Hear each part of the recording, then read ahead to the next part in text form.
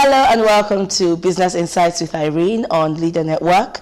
Today we have a very special and important guest who is by person of Mr. Nduka Ude, who is the CEO and founder of Export and Sell LCC. Basically what they do is they help small businesses in Africa access the US market, such an important role that they play here in the Nigerian space. So thank you so much, Mr. Nduka, for joining us on Business Insights with Irene. Thank you so much. So what would you say Export and Sell does holistically? Export and Sell was born out of a demand by so many businesses, especially African businesses, looking to get their products in the US market and obviously earn in dollars, but not having the knowledge and the expertise and the resources to do it. So what we basically do is we step in, provide them key services. The first one is which is the training, provide them support with logistics and warehousing, as well as provide them help. And this is the most important help, helping them to find buyers out there in the USA. And, it could be by selling their products on Amazon, pushing it to various US buyers, and then, in the long run, helping them to have a presence in most of the retail outlets you have out there in the USA. The most burning question for those who are listening right now would be really what products can I start to sell, being that there's an array of products out there in the market that can be sold. How do I know what to sell to the US market? Yeah, I think that's the most important question. And even though it's a question that most people have, when you take a look at Africa, Africa has so much potential. We have a lot of resources, a lot of raw materials that could be converted into products that will make an excellent product for export. So basically, yes, before you go into export, you need to find that right product. You must be sure that it is a product that meets certain requirements, especially if it's food. You want to be sure it has the necessary shelf life. You want to be sure you can get it easily in demand. You also want to be sure that you are able to meet the quality that the US market is asking for. You have to be sure that you are able to get all the necessary licenses, both locally and also in the USA, to export this. And then once all that is in place, I think the most important thing that most people miss is being able to determine the profitability of whatever it is you want to go into export. I've seen so many people make mistakes. They come to the USA, they see the price that they are selling products, and the next thing they do is they ship a bunch of items without considering the fact that what you see on the store shelf is not what the stores are going to buy from you. They're going to have to factor in their own margin and stuff like that. So being able to, first of all, determine your profitability for any product is probably the first thing any African business should first look into. Let's talk about the issue of the NAVD licensing. I have a friend who mentioned, that as at the time we were discussing, it was over a year and she had still not gotten her NAVD license. Yeah. For her product. And you know how important this is when it comes to being able to export your products. You can't export your finished products if you don't have your NAVD license. The NAVD issue seems to be a very big problem for Nigerian businesses. Not just small businesses, but big businesses are suffering seriously because of the inefficiencies from NAVD. We've done series of trainings, trained over 1,000, I think probably 1,500 businesses. And if you ask them for their biggest issue, especially those that are in food and cosmetics, which fall under the jurisdiction of NAVD, it is the inefficiencies and, the kickback and the processes of getting your license from NAVD. That seems to be the biggest issue. And I think it's about time. If we are really serious, Nigeria has a huge potential when it comes to food, cosmetics, and products like that. And if the government is serious about meeting the non-oil export, look, a total overhaul of NAVDAC is necessary, because I'm not the one saying this. This is what we are hearing from numerous businesses. I've seen instances where it took people 18 months to get their licenses. These are people who spent 5 million and above setting up their facility. So it's not like they were below standard or they were, trying to cut corners. They had every single thing in place. There were multiplicity of inspections, all with an aim to do things through the back door, which the person refused to, and because of that he had to suffer. So I'll say it again clearly, and for anybody out there to hear, there needs to be a serious overhaul of NAVDAC if we are serious about exporting products. Now, one of the things you see with the inefficiencies you have with NAVDAC is that the country is losing so much because a lot of companies that could have gone into exporting value-added products, these are products that you have processed, now end up, because if you look at the legislation forming NAVDAC, once a product has been processed, you now need to have your NAVDAC license. But if it's in the raw form, you don't need to. So instead of them processing those products and increasing the value 5, 10, 20 times, they just prefer to export it raw. And when you look at export statistics, take products like ginger, products like shea butter, it looks like Nigeria is not a major player, but we are. The reason is because we are exporting the raw products, and other countries take the benefit, because they have now processed those products into value-added products. And it seems like Nigeria is not doing a lot. So a lot needs to be looked into the processes of NAVDAC.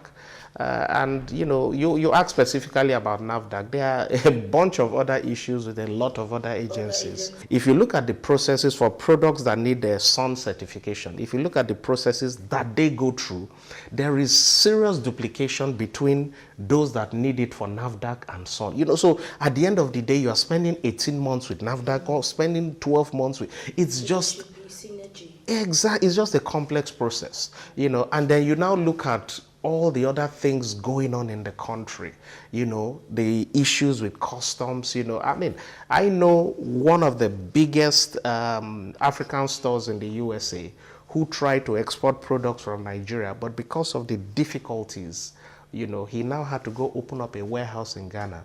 And that's where he's exporting his its. And what would you say that Nigeria is losing in terms of not tapping fully into the non-oil exports, bits in the country? Let's look at Nigeria as a country, right? Over 200 million people, probably 250 million, if our statistics are correct. So let's say 200 to 250. Now, take a look at other countries. Holland. Holland is basically into agriculture. You cannot compare the GDP of Holland and Nigeria. So that tells you there is a lot that we are doing. Look at, I was reading an article the other day on UK where they decided to offer duty-free shipping for countries like Nigeria. And they said that of all the shea butter going into the UK, Nigeria accounts for just 2%, and that tells you the magnitude of the complexities that the local businesses are facing, to get it out. Now, if all these complexities are removed, are dealt with, I don't see us moving from $30 billion, which is about what they say we do with respect to non-oil export, to anywhere between 500 billion and more, because we have massive potential. You look at the size, compare our GDP to countries like Vietnam and a lot of those countries who are way, way smaller than us. And you know that we have serious issues with non-oil export. So let's talk about the issue of copyright infringement and not being able to get listed, We also have, again, when you look at the legislation forming NAFDAC, right?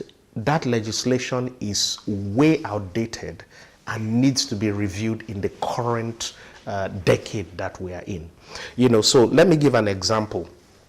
I'm trying to sell maybe ginger, for example. We have studies that have been done over the years that says these are the things that ginger or any other product helps in the body. Now, NAVD laws will tell you that, you cannot make a claim on a product, even though those claims have scientific validity, valid scientific studies that shows this product does this. Now, you have that same product coming from other countries where they put that claim. So you have a Nigerian product that says, there is no claim. This is just, stuff in a bottle. And you have another one that says, yes, this can be used to cure acne, do this and do that. Now, when you have those two products on a shelf in a foreign country, which one do you think people are going to use? They're obviously going to use the one that shows, different things. So a lot of these laws that we rely on now for export needs to be modified. There is a lot that is wrong in our export process. Now, again, talking about those copywriting and co, you see countries like Kenya where their government is doing a lot, helping various farmers to get organic certifications, because these are things that boost your sellability. So what are we having to do when we're dealing with Nigerians? Instead of using the word organic, we are using pure, natural, all those things. But people out there are looking for products that have that word organic, because once you put organic, they know that these things, So there's a whole facet of issues wrong with the export business in Nigeria, and we need to really sit down. You need to declare a state of emergency on export. Call professionals, people that are practically in the business, to give you suggestions.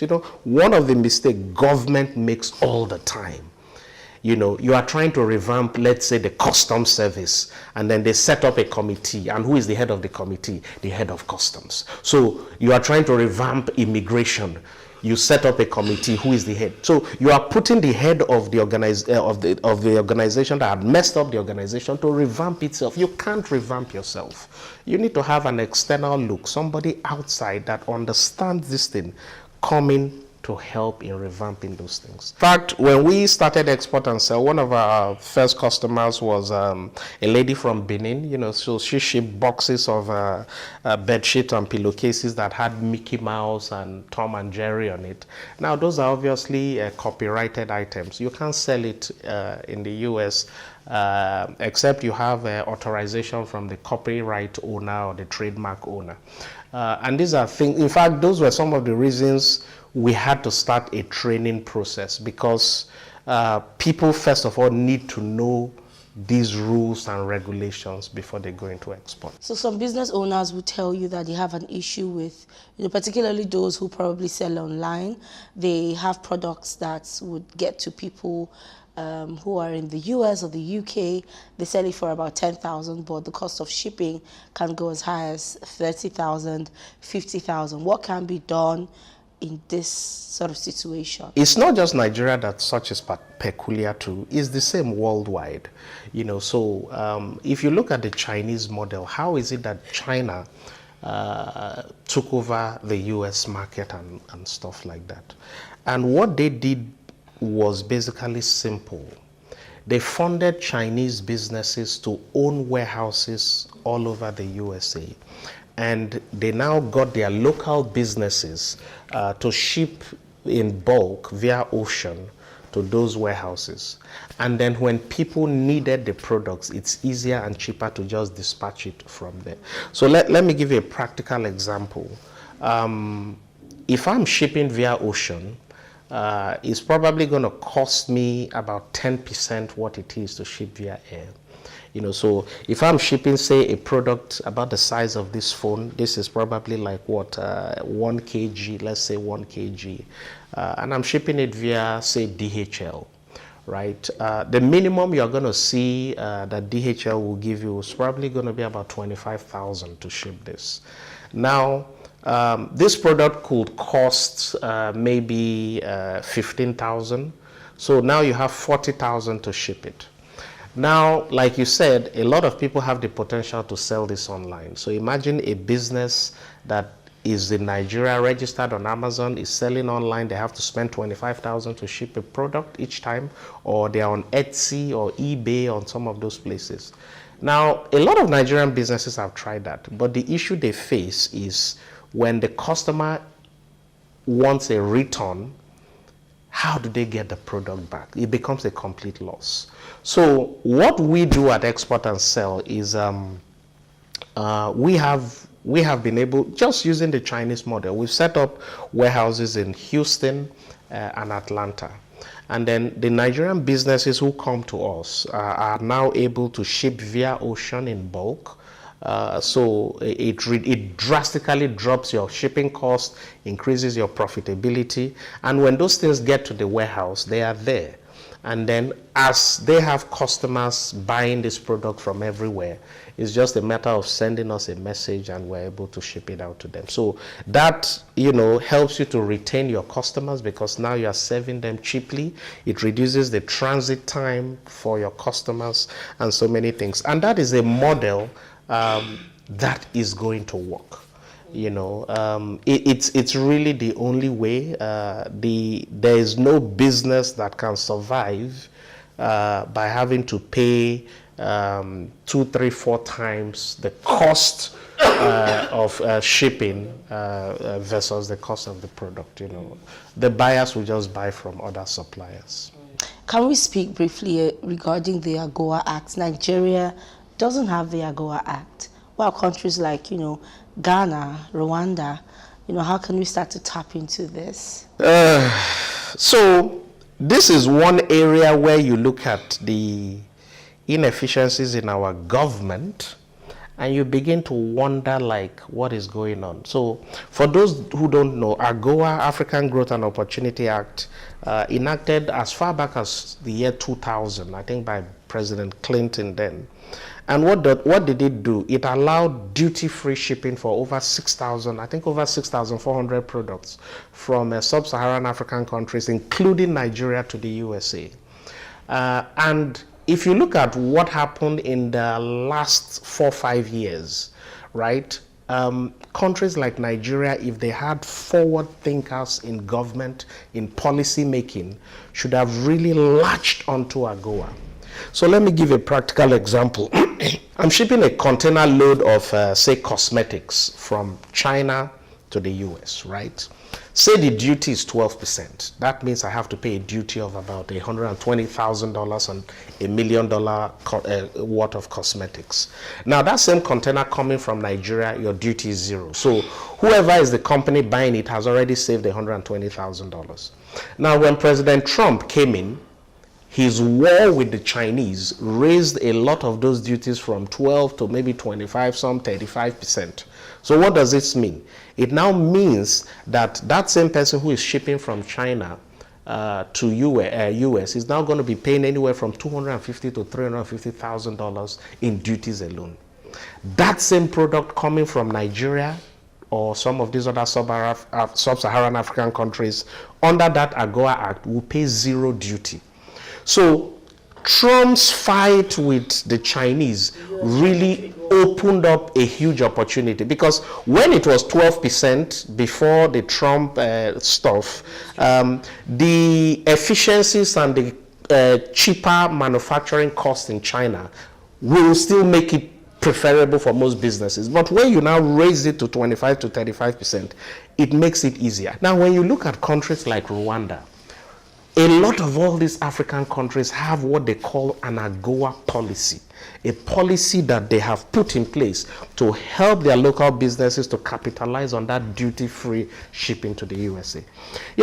When people look at the USA, a lot of people don't understand the magnitude of what we're dealing with. Europe has about 28 countries, I believe. I think 28 countries. The economy of the US is only about 10% smaller than that of Europe. So when you combine the Great Britain, Germany, Spain, Italy, all these people combined is not even as big as the US. And that is why every country is looking, they are begging to have a trade deal with the USA. Now, the US under the AGOA Act has offered Nigeria a zero duty trade deal. But we've not done anything about it. So for those companies that have to go it their own way, that understand the AGOA, tap into it. The process is not difficult. There are some key requirements you have to meet. And then when you look at meeting some of these key requirements, you now have bodies that are also supposed to help you meet those requirements, making it difficult. To export under AGOA, you need to have your certificate of origin. Try to get a certificate of origin today from NACIMA, and you see the process that it takes, the cost implications of all these things. And these are the things killing our exports. What would you say that the hot cake products are that businesses can start to look into when it comes to export? If you talk about hot cake products, I always look at things in terms of profitability, and not just profitability, but recurring profitability. And that's why anything food, cosmetics is good, because people must eat every day. Now, when you look at fashion, I can't remember the last time I, went shopping for, you can buy one set of clothes and it will last you 2, 3, 4 years. But food is something that you must continue eating. Now when we talk about food, we are blessed with so many things. You come to the north here, we're obviously doing this interview in Kano here. I can't go out there and say and name, oh, this product is a hot cake, but I can tell you that anything food and cosmetics are huge potential. If NAVDAC was not there disrupting and causing issues for small businesses, a lot of small businesses would have really taken the advantage that you have with food and cosmetics. So those are the two key things that I think anybody cannot get wrong. Now, if you are in fashion, fashion is good. But where I see those in fashion getting it wrong is, when you want to make it in fashion, export business is about selling one item to 100,000 people. A lot of people want to sell different items to find that one product. If you are in fashion and you want to sell apron, you can decide to just make apron, because it is something you can do in bulk. If you are making $3-4 per apron, but that there are thousands of people who are buying those products on a regular basis. So those are the things that you need to consider. Now, there are some key factors again that you have to look into when you decide to export food. So things like what is the shelf life, because if you are shipping something via ocean, you need to factor in the 2-3 months. What is the shelf life? What is the weight compared to the cost? Because a lot of times you are going to ship the items. So somebody who is selling $14 hibiscus flower and somebody who is selling $14 gari, the hibiscus is going to obviously be more profitable because the cost to ship it to the final customer is a lot less. You're going to need to look at the availability of that product. You don't want to sell product that is available seasonally. You want to sell products you can have access to regularly.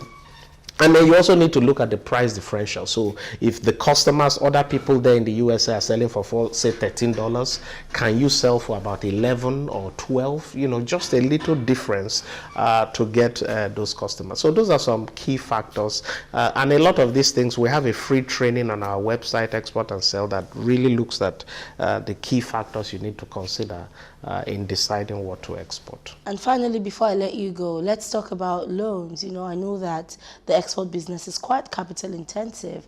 So would you suggest that one who is either new to the business or already running their businesses, but now they want to expand into the international market, would you advise them to go get loans? So when we talk about loans in Nigeria, Nigeria is one of the most difficult places to get a reasonable interest rate.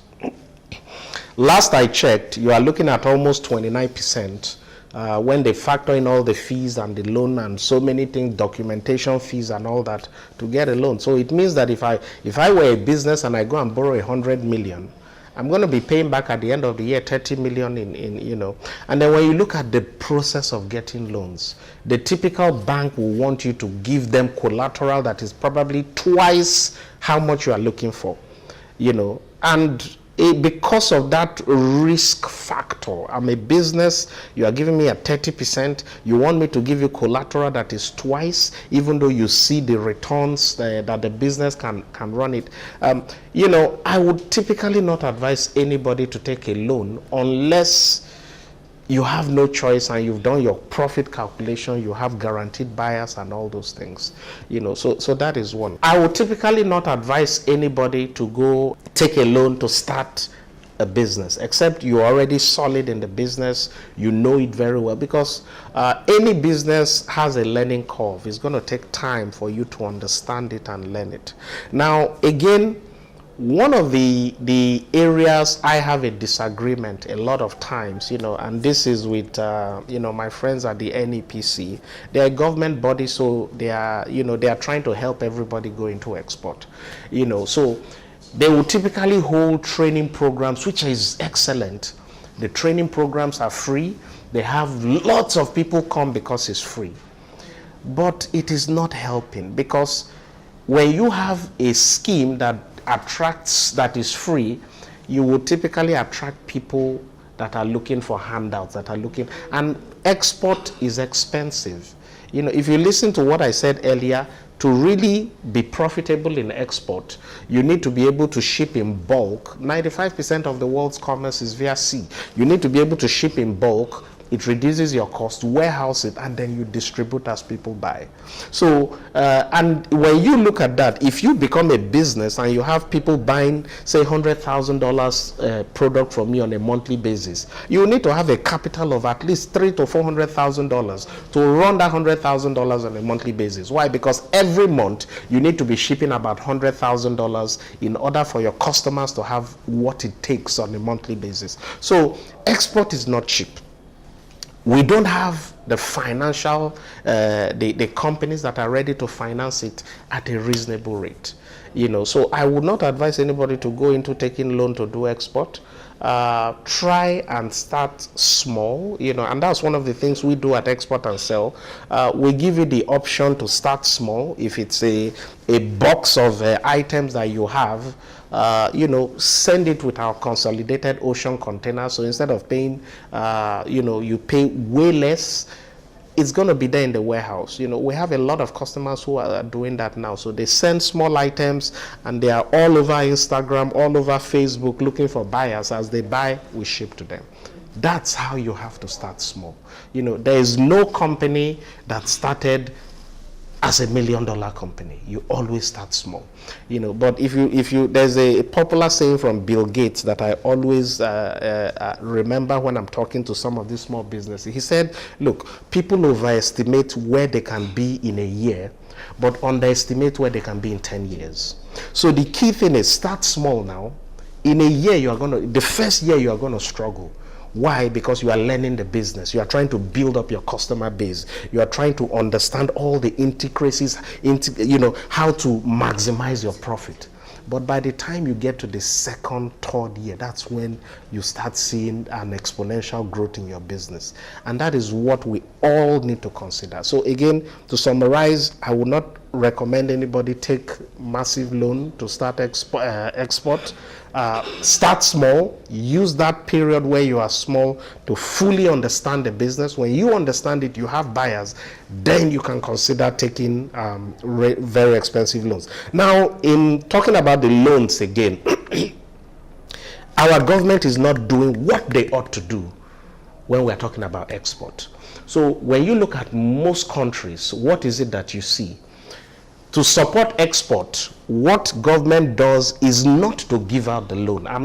Government should not be in the business of giving out loans, but they can insure that loan. So they tell banks, look, these are the areas that we want to grow in export. We want to grow the ginger business. We want to grow the shea butter business because we have the potential. Any company in this sector, we need you to give them loan at 5%, at 7% to grow their business. Now, we as a government are going to come in and we will insure that loan so that if that business does not pay you, the government pays. It's not in the line of business to be giving loans, but they can set up policies, insure that loan, and that is what people like Nexims and some of these companies bodies are supposed to do.